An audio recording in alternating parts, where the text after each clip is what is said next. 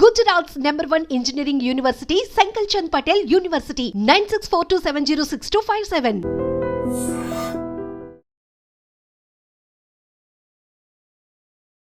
నమస్తే, welcome back to iDream media. నేను మీ ఝాన్సీ. యూఎస్లో మన వాళ్ళ సిచ్యువేషన్ ఎలా ఉంది? అక్కడికి వెళ్ళి పార్ట్ టైం జాబ్స్ చేసుకోవచ్చా? చేసుకుంటే ఎలాంటి జాబ్స్ సజెస్టబుల్? ఈ విషయాలు తెలుసుకుందాం. ప్రస్తుతం అంతా ఉన్నారు ఇమిగ్రేషన్ అడ్వకేట్ పృథ్వీ గారు. నమస్తే సార్. ఎలా ఉన్నారు? బాగున్నాను సార్. సో లాంగ్ టైం, చాలా డేస్ తర్వాత మనం మళ్ళీ వీడియో చేస్తున్నాము ఆన్ యూఎస్ స్టూడెంట్స్. చాలా అలిగేషన్స్, చాలా మిక్స్డ్ అప్ జరిగిపోయాయి మధ్యలో. స్టూడెంట్స్ అనేవాళ్ళు ఓన్లీ చదువుకోవాలి, ఎక్కడ జాబ్ చేయకూడదు, పార్ట్ టైం చేయకూడదు అని చెప్పి దాంట్లో ఏమైనా సడలింపులు వచ్చాయా? ఒకవేళ పార్ట్ టైం జాబ్ చేయాలనుకున్న వాళ్ళు ఎలాంటి సజెషన్స్ మీరు ఇస్తారు వాళ్ళకి? ఝాన్సీ ఆమె పాజిటివ్ థింకర్, నెగిటివ్గా నేను ఎప్పుడు ఆలోచించాను. అక్కడ సినారే వెరిఫై చేసిన తర్వాత అవుట్ ఆఫ్ మై క్లయింట్స్, అక్కడ ఉండేటువంటి యూనివర్సిటీస్ నుంచి వచ్చేటువంటి స్టూడెంట్స్ కానీ, అక్కడ ఉండేటువంటి ఇమిగ్రేషన్ ఏజెంట్స్ కానీ, నాకు తెలిసిన విషయాల్లో నేను పాజిటివ్గానే వెళ్తాను ఇప్పుడు. ఎందుకంటే నెగిటివ్గా వెళ్తాం వల్ల హైరానా పట్టడం తప్ప ఏముండదు. మనం ఇక్కడ పేరెంట్స్ స్టూడెంట్స్ ఇక్కడ నుంచి పంపిస్తున్నాం. ఇదివరకు అయితే కేవలం ఎంఎస్కి పంపించేవారు, ఇప్పుడు బీటెక్ కూడా పంపుతున్నారు, అంటే డిగ్రీ కోర్సెస్ కూడా పంపుతున్నారు, మాస్టర్స్ అండ్ డిగ్రీ కోర్సెస్ కూడా పంపుతున్నారు. వాళ్ళు ఇక్కడి నుంచి అక్కడికి వెళ్ళిన తర్వాత జనరల్గా మనకి ఇక్కడ స్టూడెంట్స్, నేను రిపీటెడ్గా ప్రీవియస్ వీడియోస్లో కూడా చెప్పాను, నేను ఇక్కడ స్టూడెంట్, ఇప్పుడు బీటెక్ స్టూడెంట్ ఉన్నాడు అనుకుందాం, వాడు ఏం చేస్తాడు? బీటెక్లో క్లాసెస్ అటెండ్ అవుతాడు, క్లాస్ బంక్ కొడితే ఏం చేస్తాడు? సినిమాలకు వెళ్తాడు, లేకపోతే ఇంట్లో కొంచెం చదువుకుంటాడు. మంచి స్టూడెంట్ అయితే చదువుకుంటాడు, లేకపోతే ఏదైనా కోర్సెస్ చేస్తాడు. ఈ ఎరీనాకి దాటి అక్కడ కొత్తగా పార్ట్ టైం జాబ్స్ చేస్తున్నారు. ఎందుకు చేస్తున్నారు?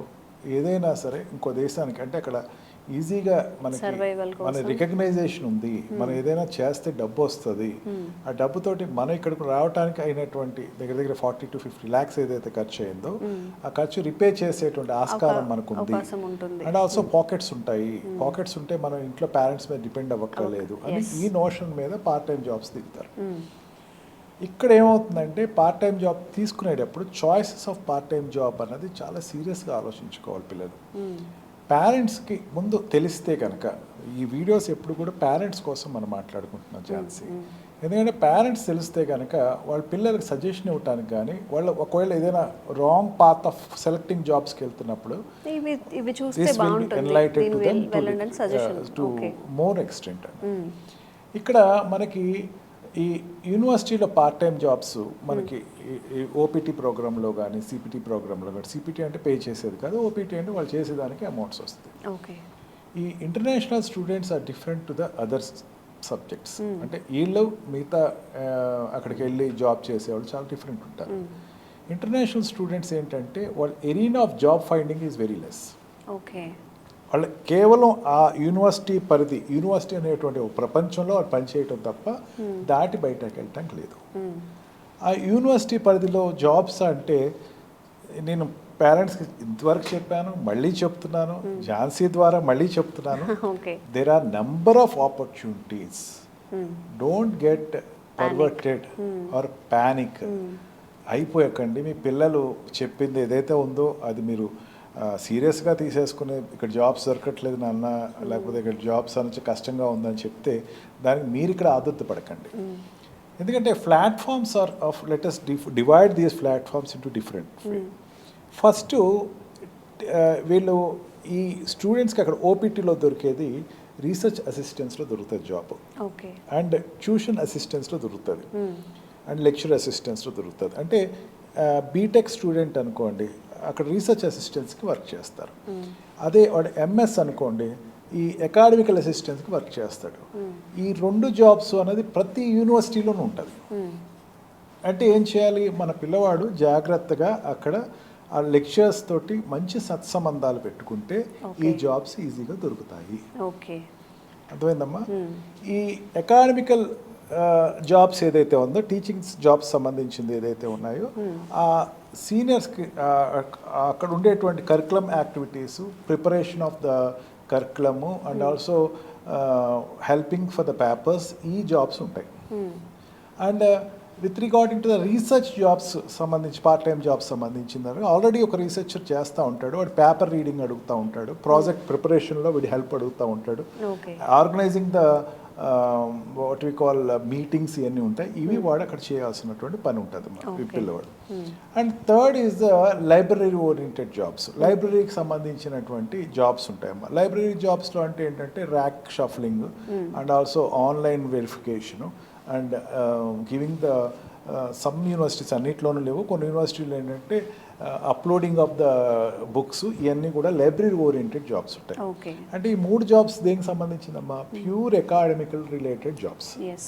ఈ ప్యూర్ అకాడమికల్ ఎస్ ఇక్కడ నుంచి వెళ్ళే స్టూడెంట్స్ బీటెక్ కోసం వెళ్ళినా, అంటే ఇంజనీరింగ్ సెక్టర్ కోసం వెళ్ళినా సరే, లేకపోతే డిగ్రీ సెక్టర్స్ కోసం వెళ్ళినా సరే, ఆర్ మాస్టర్స్ కోసం వెళ్ళినా సరే, ఆ స్టూడెంట్స్కి అకాడమికల్గా వాళ్ళు జాబ్ చేయగలిగితే, ఆ జాబ్స్ కనుక వాళ్ళు కొట్టుకోగలిగితే, వాళ్ళు సంపాదించుకోగలిగితే, వాళ్ళ ఫ్యూచర్ విల్ బి బెస్ట్.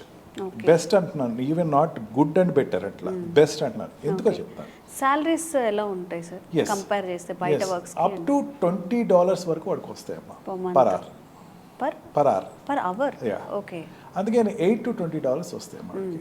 అంటే వాడికి మంత్కి వచ్చేసరికి మనం ఇంతకుముందు కూడా చెప్పుకున్నాం, 20 hours పర్ వీక్ చేసుకోవచ్చు. అదే ఈ హాలిడేస్ టైంలో అయితే 40 hours చేసుకోవచ్చు. లిమిట్ కూడా ఏమీ లేదు. Will get good money, there is no doubt. రోజుకి 8 hours చేసుకుంటే మంచి, రోజుకి 4 to 8 hours నువ్వు ప్రిస్క్రైబ్డ్ పీరియడ్ ఆఫ్ 5 days నువ్వు చేసుకుంటే, or it is a good time of pocketing. And also second option is there where you will be in the eye of the intellectuals. ఇప్పుడు ఈ professors, ఈ teaching faculty వాళ్ళకి రిలేటెడ్గానే ఇండస్ట్రీస్కి relations ఉంటుందమ్మా. Campus interviews చేసే వాళ్ళు కానీ, లేకపోతే వీళ్ళతో ఇంటరాక్షన్లోనే ఉంటారు. ప్రతి కంపెనీ కూడా ఈ కంపెనీకి వచ్చి ఇంటరాక్ట్ అవుతూనే ఉంటారు. అక్కడ ఉన్నప్పుడు చెప్తాడు, మా వాడు ఉన్నాడండి, వాడు బాగా చేస్తాడు, కాస్త చూసుకోండి అని చెప్తారు. అంటే వాడికి ఎంత ఫెచ్చింగ్ ఉంటుంది.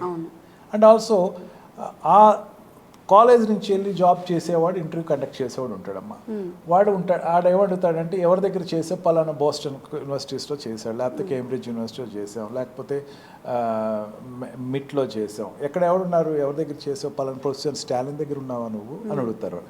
స్టాలినే నాకు పార్ట్ టైం రిఫర్ చేశాడంటే, ఇంటర్వ్యూ చేసేవాడు ఇంకేం అడగడమ్మా, ఎస్ యు ఆర్ సెలెక్టెడ్ అంటాడు. ఎందుకంటే లెక్చర్స్ మీద వాళ్ళకు ఉండేటువంటి విపరీతమైన గౌరవం, అంటే ఎంత అడ్వాంటేజ్ ఉందమ్మా దీనివల్ల. And fourth job is the like an embassy. ఈ అంబాసిడర్ కింద పని చేయొచ్చమ్మా. అంటే కాలేజ్కి సంబంధించినటువంటి కరికులం అన్నది వచ్చిన వాళ్ళకి ఎక్స్ప్లెయిన్ చేయటం, పేరెంట్స్కి ఎక్స్ప్లెయిన్ చేయటం, ఈవెంట్స్లో ఆర్గనైజ్ చేయటం, ఈవెంట్స్లో ముందుంచి నడపటం. ఈ 4 are ఇన్వర్డ్ జాబ్స్, లోపల ఉండి చేసుకునేదానికి. లేదా I want to learn new thing అనుకున్నాం అనుకోండి, you can go for coffee shop bakeries, అక్కడికి లోపల ఉండేటువంటి కాఫీ షాప్ బేకరీలో వర్క్ చేసుకోవచ్చమ్మా.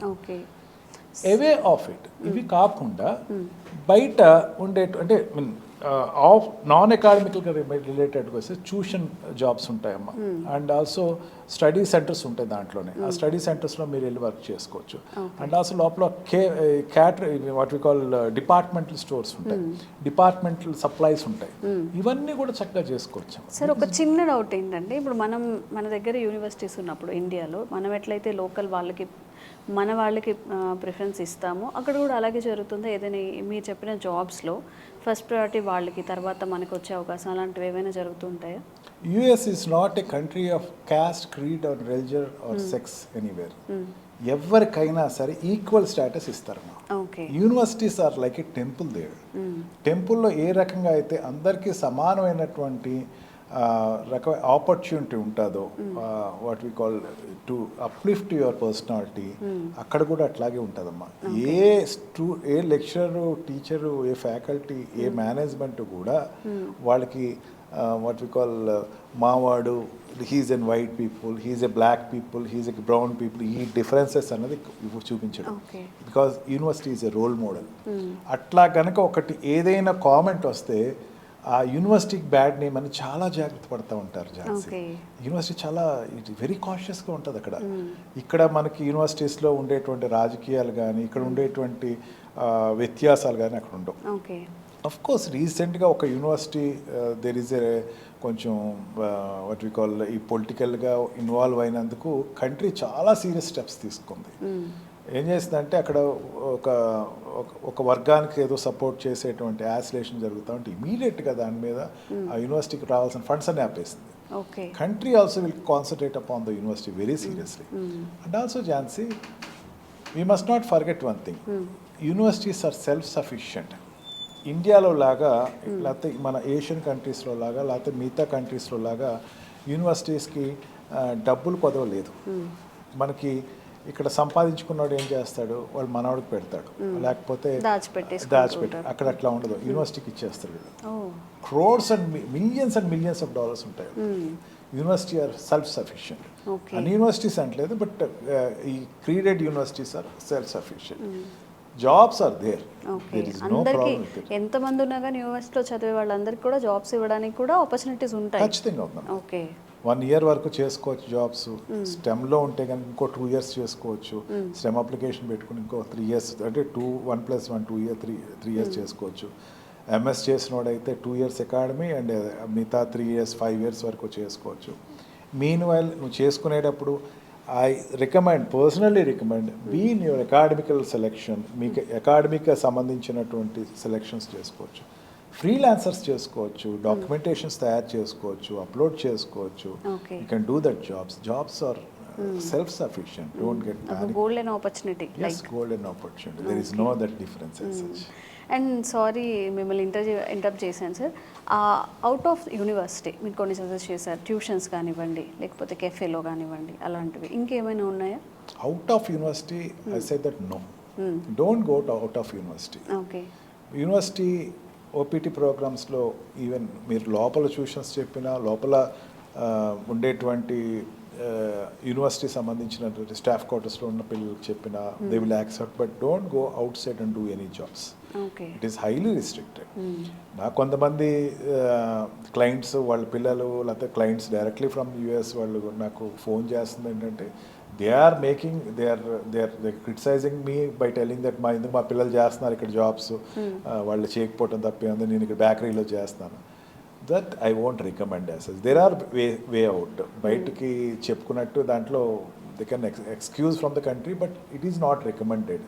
పేరెంట్స్ దానికన్నా మీకు పిల్లవాడికి ఓపీటీ రాలేదంటే I repeatedly telling, please prepare to pay that amount of 50 lakhs per year, per 2 years which you are ready to pay. And మీరు పిల్లవాడిని MS చదివించుకోండి.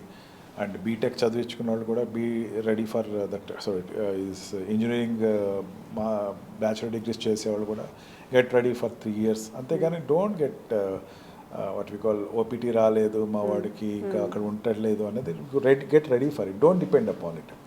It is nothing but a lottery అనుకోండి, it is nothing but a additional gift అనుకోండి మీ అబ్బాయి మీకు ఇచ్చింది.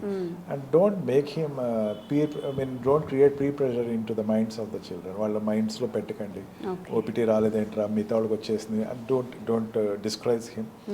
But to my knowledge ఈ మధ్యన కూడా నేను వెరిఫై చేసుకున్నాను, there are OPT programmes successfully running.